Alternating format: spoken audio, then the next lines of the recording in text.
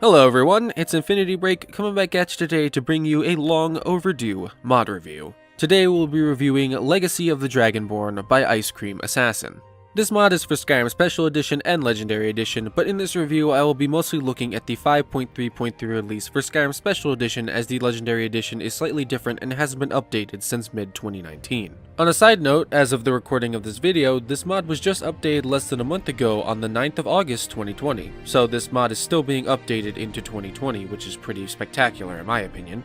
Legacy of the Dragonborn, or the Dragonborn Gallery, is a mod that, in the words of the mod author themselves, will forever change how you play Skyrim. Not just a display mod, not just a quest mod, and not just a new guild mod, but a complete fundamental flagship mod to build an entire load order around. And I, for one, after experiencing this mod over the last month or so, have to wholeheartedly agree. This mod will indeed change the way you play Skyrim. No longer will you be seeking out simple fetch quests to find quote-unquote rare artifacts, because now there will be so many unique treasures and artifacts out in the world that you will be stumbling upon them accidentally. An adventure, spontaneous or not, will most likely entail new and unique weapons, armor, treasures, and much more waiting in the caves, castles, cities, and tombs of Skyrim for your player to discover. And with the mod, you will also have a place to store everything with the Dragonborn Gallery itself, located in the City of Solitude. This mod adds not only unique and familiar objects from the previous games, like the Divine Crusader set from Oblivion, Duskfang and Dawnfang from the Shivering Isles DLC, and the Boots of Blinding Speed from Morrowind, but also adds in unique text from deep lore places like the old TES forums, and even websites like the Imperial Library. Texts like Love Letter from the 5th Era, The Many-Headed Talos, and even the 7 Fights of Albudaga are unique texts that are added to the game for your enjoyment. On top of this, unique items from the base game get an overhaul, like Nettlebane, which in base Skyrim looks like a slightly retextured ebony dagger, but now looks like a truly unique weapon in and of its own right.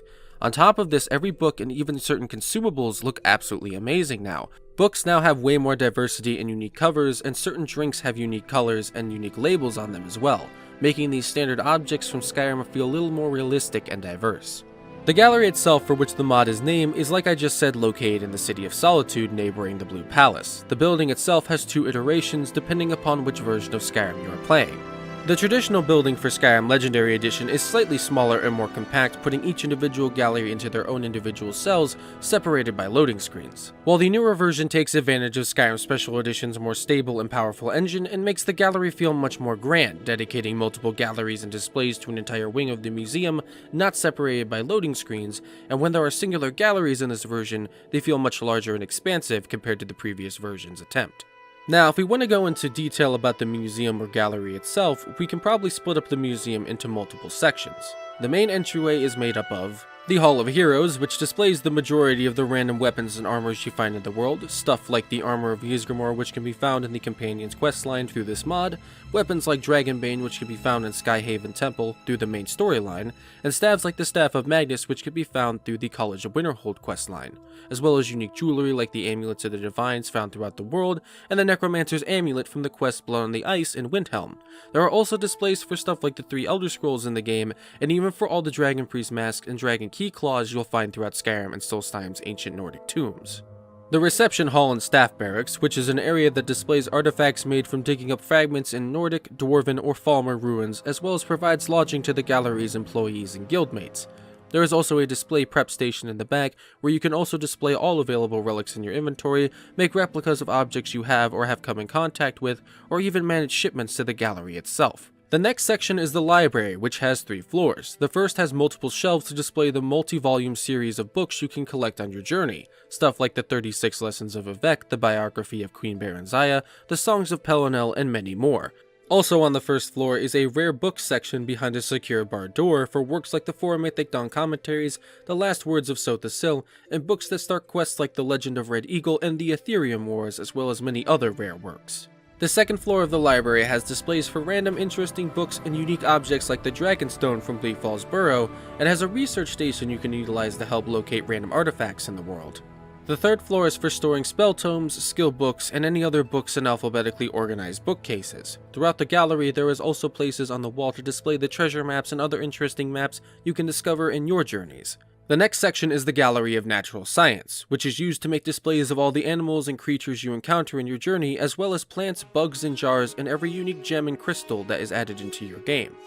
There is also a second floor added with another mod installed called Fossil Mining. This second floor displays fossils you can find from digging up ore throughout the world. The next area is the East Exhibit Halls, which is a wing of the museum containing the Daedric Exhibit Hall, the Hall of Oddities, and the Hall of Lost Empires. The Daedric Exhibit Hall displays all of the Daedric artifacts you can acquire throughout your journey, as well as new and unique ones added in like Malakath's Mace Scourge from Morrowind, and the interesting Sanguine artifact Kegbreaker.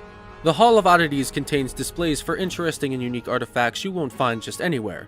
Things like the jade statues you can find in tombs and in possession of shop owners, the Horn of Jurgen Windcaller, Ysgramor's Soup Spoon, and even the White Fial from the quest of the same name. And finally, the Hall of Lost Empires is used to display artifacts from Nordic, Dwarven, or Falmer ruins, as well as auto-adds new displays when you explore specific locations on your playthrough. That last trait is not specific to this room. It can be found in a number of different locations, such as the next location, the Dragonborn Hall, but I just wanted to point out that this is probably one of the best parts of this room itself, is seeing all the different ruins and stuff that are noted after you automatically go through them on your own playthrough. The final locations I'm going to list off are the Dragonborn Hall, which is a room dedicated to displaying the achievements and artifacts directly related to the main player, the Dragonborn. The Armory, which displays the standard armor sets and weapons you find in the game by material and the style they are in. And finally, the Hall of Secrets, which contains things that the main player might want to keep hidden from the public, like artifacts related to being a werewolf, vampire lord, thief, or even assassin. All of these displays are what make up the gallery, and with each addition to the displays you are not only physically adding more to the museum, but you also bring in new people that comment on the displays, as well as donate money you can collect, and even add their own contributions in the form of artifacts that you yourself cannot find. With every addition to the gallery, you also make progress towards new quests that are unique in this mod, like going on adventures to find ancient lost treasures like the Armor of Morhias, and even wacky crazy quests like a haunting in the museum that genuinely scared the crap out of me on my first playthrough.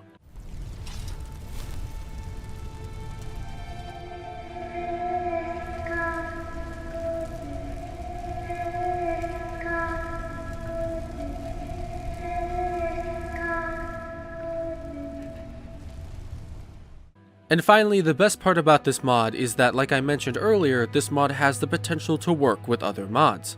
Listed in the description of this video is a list of mods that are compatible with this mod via an official patch from the mod author themselves, as well as just mods that without the patch will work on their own.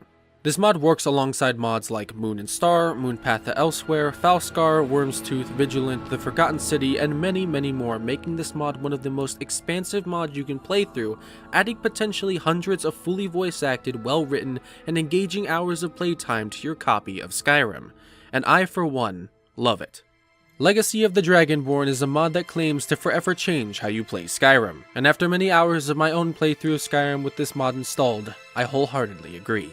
Legacy of the Dragonborn will make any Skyrim veteran feel like they're playing Skyrim for the first time again, and will potentially rekindle your love for this nearly 10-year-old classic.